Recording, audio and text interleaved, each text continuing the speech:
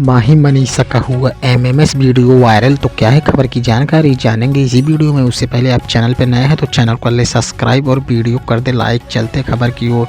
तो आप लोग को बता दें भाई लोग, माही मनीषा जो भोजपुरी की मानी जानी डांसर है, उनका हो गया है एमएमएस वीडियो वायरल। तो क्या है खबर की जानकारी। तो आप लोग को बता दें, अभी हाल ही में ही एक लड़की का हुआ है एमएमएस वीडियो वायरल और कहा जा रहा है कि वह है एमएमएस माही मनीषा का है, जो भोजपुरी की डांसर और एक्टर हैं। वहीं पर माही मनीषा का भी इंटरव्यू आ चुका है। वह बोल रही हैं कि यह वीडियो मेरा नहीं है। तो जब वह वीडियो माही मनीषा का नहीं है तो आखिर किसका है। सेम टू सेम इनके जैसा ही चेहरा लग रहा है।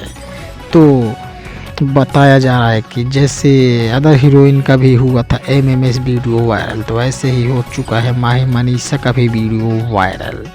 बस अभी यह इनकार कर रही हैं कि यह मेरा है। कह रही हैं कि मुझे बदनाम करने के लिए सब लोग मेरे पीछे लग चुके हैं।